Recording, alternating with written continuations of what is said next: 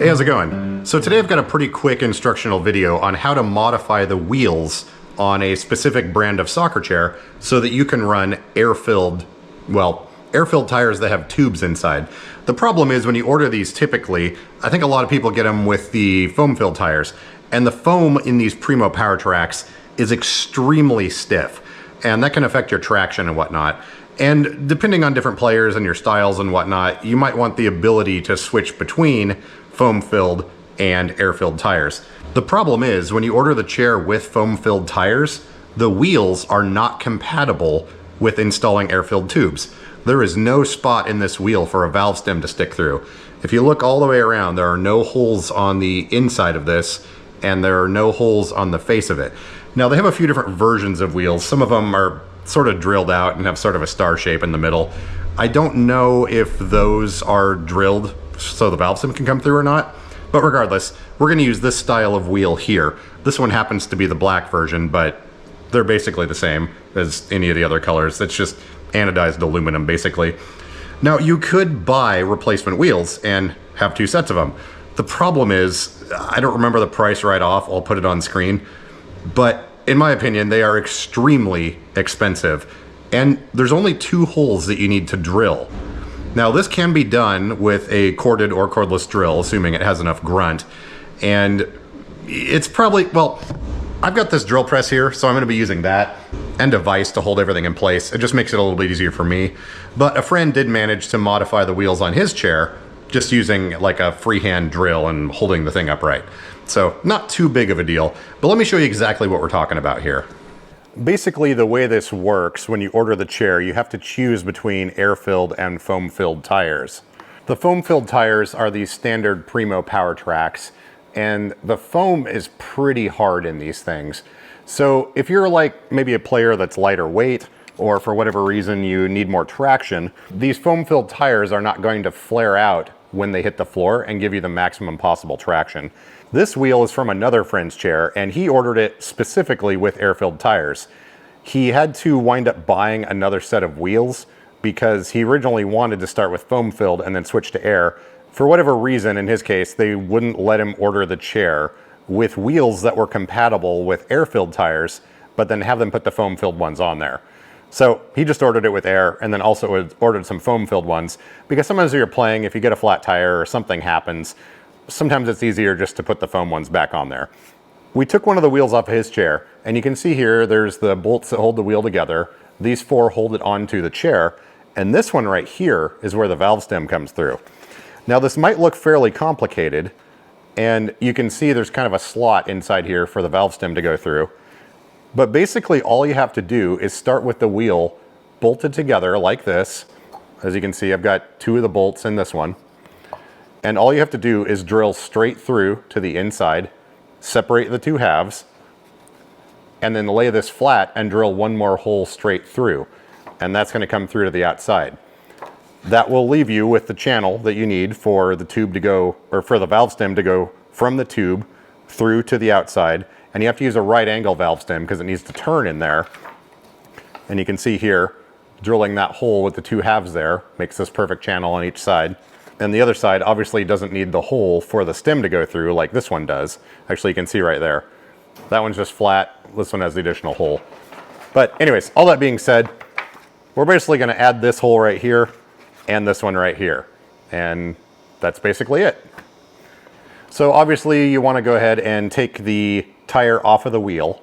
And then in this case, just for simplicity, I went ahead and put two of the bolts back in. That's going to hold it well enough. Then we need to figure out where exactly we want the valve stem to come through. It doesn't really matter where it is exactly, but it's the most ideal, I believe, to have it evenly between the two of these. So I'm just going to eyeball this right here. We're going to guess that it's coming out right about there. I'm using black Sharpie on a black wheel. You won't be able to see it on camera, but I can see it. So I'm just kind of eyeballing this here. I'm going to make a mark right along here. Then I'm going to tip this up and basically X marks the spot. I'm going to drill through right there. The drill bit's going to basically just barely poke through on the inside here. Then we can take the two halves apart and drill the top half of the wheel so the hole comes out here. let's go over to the drill press and get this all set up. Okay, I've got a couple of pieces of cardboard that I'm going to put in here just so we don't mar up the finish on this thing. Get this lined up so it's pointing basically straight up. These dimensions are not super critical. It doesn't necessarily matter exactly where that hole comes through. It's just kind of an aesthetics thing. So I'm just going to get this clamp down here. There we go. That should work. And then we can raise our table back up here. Make sure we have enough depth to do this.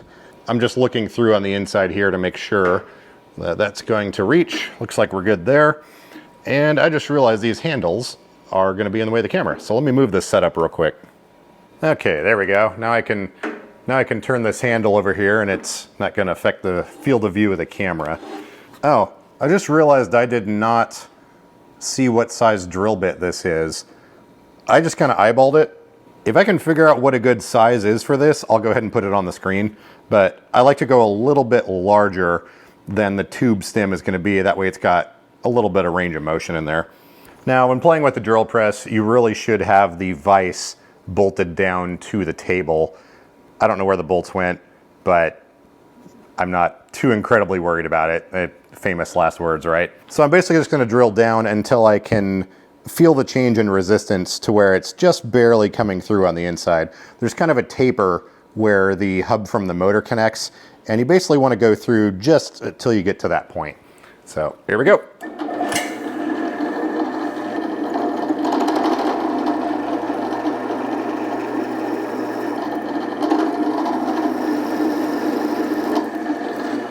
Now, I've absolutely no idea where my 3-in-1 oil went, so we're going to use everyone's favorite libation here, WD-40, as a lubricant. It makes a mess. It's not designed for this, but it'll get the job done.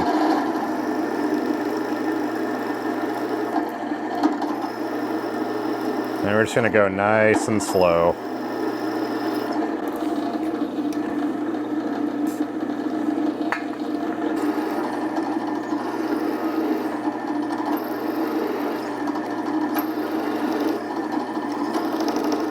Okay, now there, I just saw a few chips falling out through the inside here, so that tells me we've gone deep enough. I'm going to use this flashlight to look. There is light now coming through this hole. So that's as far as we need to go.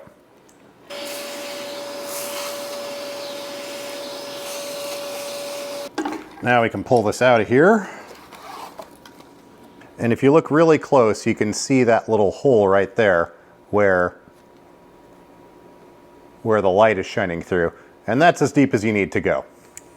Now for the second half of our operation, we need to pull these two halves apart, and of course the clearances on here are such that you can't get a socket on these nylock nuts, so you're gonna have to put a wrench on there, and this is a 1/4 inch Allen, and basically pull them off manually. And now as we separate these two halves, you can see we have these lovely two slotted surfaces here where we drilled through. So we're going to take the top surface, which is this one.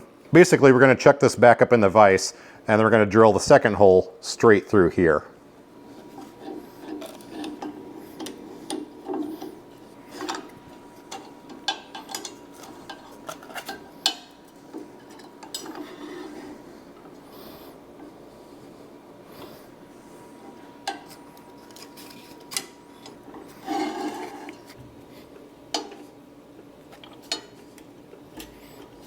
So for this, we're going to set up the drill bit so it's basically just fits comfortably into this slot that we made here previously. So right about there should be good. Now this is a little tricky because these are anodized black, so the surface finish is going to be probably a little bit funky looking on the other side. I forgot to bring my countersink bits with me. I've got some little flared drill bits that round off the edges, but I've got something else here that might work for it. So anyways, let's go ahead and drill the second hole.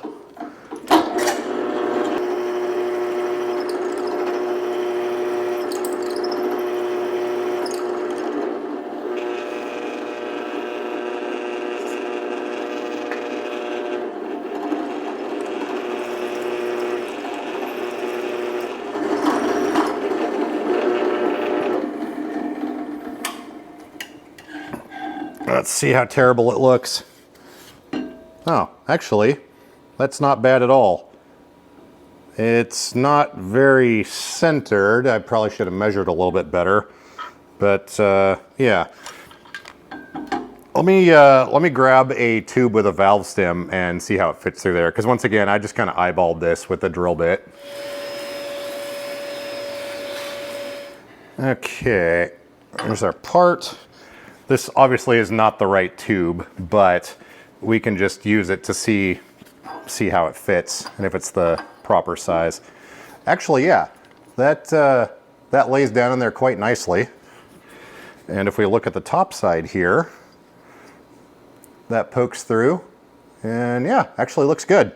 Cool. At first I was thinking that's not big enough, but yeah, that works great. I think that'll do. I actually just put it back in the vise and drilled through the rest of the way. So now that hole is nice and circular all the way through. I'm just gonna use a small round file and deburr the edges on this, and I think we'll call it good. I certainly did not have everything lined up perfectly. Ideally, you want this hole to go straight through. I think you can see here, it's a little bit more of an angle like this as opposed to that. But yeah, when I do the next one, I'll make sure I get that a little bit straighter. But yeah, that's all there is to it. It's a quick, easy mod. Well, easy. If you want to spend the money to buy ones that are pre-done, that's also easy. But to me, there's a sliding scale between a little bit of work and waiting 3 or 4 weeks or more, or a month or two, and spending a whole lot of money. So once again, easy is a relative term. I've got the other wheel up here now, and I'm working on taking this apart. One thing I wanted to point out real quick, obviously you never want to remove the bolts that hold the two halves of split rims together if they're air-filled until you remove the pressure. Now, these are foam-filled, but they are still under a fairly decent amount of tension. So I've got the Allen wrench in here, and I'm going to unbolt this the rest of the way. Now you're going to see when this thing lets loose, there is still some tension here. There we go.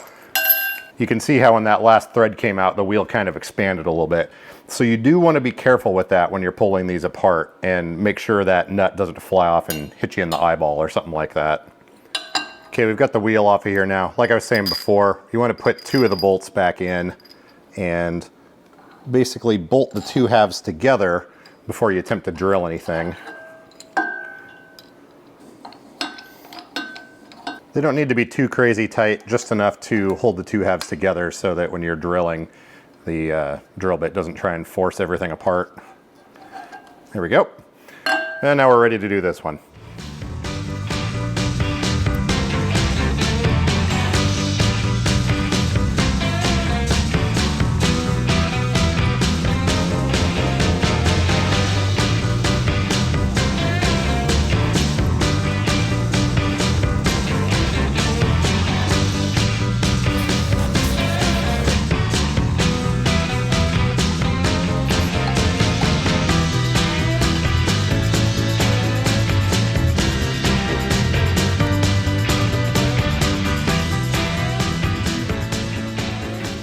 Now, this particular operation with the whole thing cantilevered can be very dangerous, especially because I don't have this bolted down right now.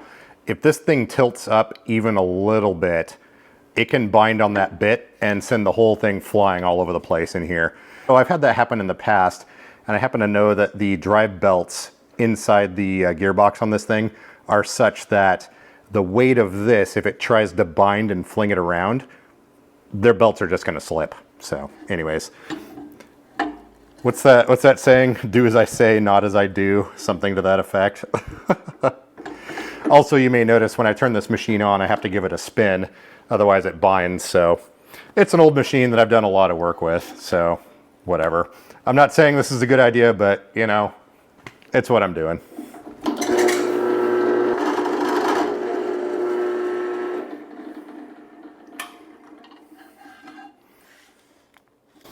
And there we go.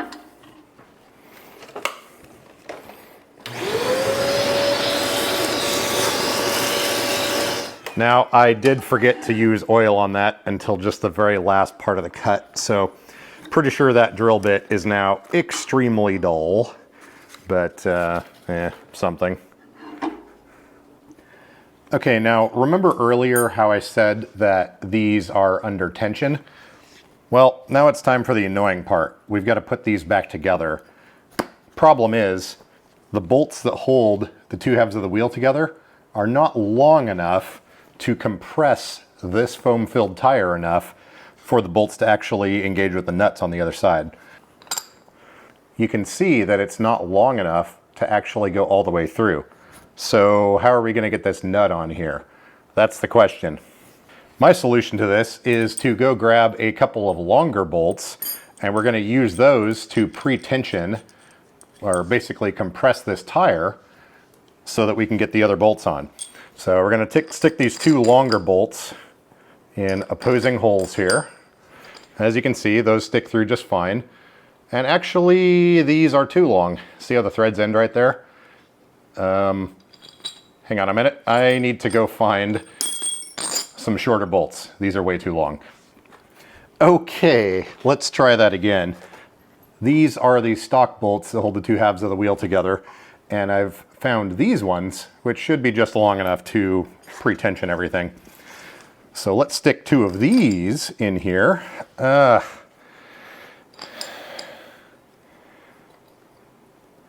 Those are hex head. Why is this so annoying? See how there's almost no gap here? And when you try to thread a nut on, there isn't enough room for it to actually turn. I need to go find some different bolts, and they have to be hex cap ones, so they can fit inside these cutouts. Okay, third time's the charm, right? Well, we're back to these original bolts because I couldn't find any that were hex cap and somewhere between this, but I do have spacers. Before we get too carried away, let's measure how long these are. These are approximately 1.5 inches. So I think if you had 2-inch bolts, yeah, if you had 2-inch ones, I think that would work. Regardless, let's try this again. Hey, the spacers actually work. Okay, there we go. Now we can line up our cutouts. Okay, that's good. Okay, now we can thread a couple of nuts on here. Notice these are not nylocks to make this a little bit easier. Grab our 1/4 inch, one of these, and we are going to tighten these down just enough to compress the tire so that we can get our regular bolts in there. So we'll just tighten these down some fairly arbitrary amount. Okay, now we can start two of the proper sized ones, or at least the ones that came with it. Get our nylock started here, which I keep forgetting there's not enough room to turn the nut, so you got to hold that with your finger. And use the Allen wrench on the other side. There we go. And now we can remove our long ones that have the spacers.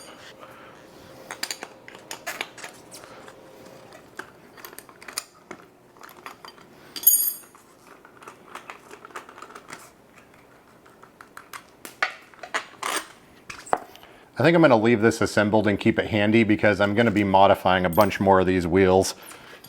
And we can drop in the other two now. It depends on how these wheels are cut. They're not all drilled exactly square, so some, as you can see, you can turn the nut, but definitely not all 4 of them. You know what? I think I'm going to just leave these kind of started by hand, and then next time I come out here to the warehouse, which will be in 2 days for the live stream, Thursday, I'm going to bring a drill with me because this is not something I feel like doing by hand right now.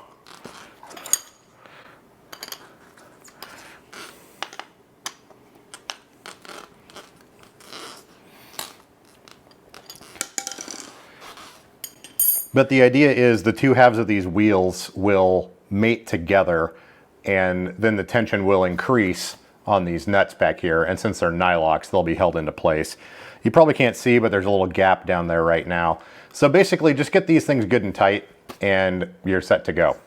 Okay, well, anyways, you get the idea. I'm gonna finish this later when I have power tools because there's no reason to play around with this right now. These don't need to go out the door till this weekend. So anyways, now we have another hole, and this is where the tube will stick out if you decide you want to use air-filled tires. And yeah, that's it. I think that's well worth the amount of money, which will be displayed here on the screen, that you can save to do this on your own. And none of this is an exact science. I mean, you can tell in the first one I drilled the hole pretty crooked. Still gonna work just fine. I wasn't sure the drill bit size. Oh, actually the drill bit size was 3/8. So yeah, 3/8 drill bit is what I happen to use on this particular set of wheels. And yeah, Harbor Freight drill bits, they did the trick. Man, I'm really tired. Anyways, there you go. That's how you do this. I kind of forgot the part about having to go to the hardware store and buy some longer bolts. But to get those wheels put back together, at least with foam-filled tires, you need longer bolts to compress that foam. Maybe about a 1/2 inch to 1 inch longer. Just make sure that the shoulder on the bolt is not too long. That's the problem I had here. And they have to be hex cap bolts to fit down inside those little cutouts where the bolt heads go. Now you could potentially chuck the thing up in a vise, maybe use a C-clamp and a couple blocks of wood or something like that. There's a bunch of different options that you could do, but I think getting a couple longer bolts is probably the easiest thing to do. So anyways, there you go. Hopefully you found that useful. And also let me know in the comments down below, on your soccer chair, do you prefer to use foam-filled tires or air-filled tires? And tell me why. Show your work. I want to know what your thoughts are and also what benefit either version has for you. Anyways, I'll see you guys Thursday on the live stream, and yeah, thanks for watching.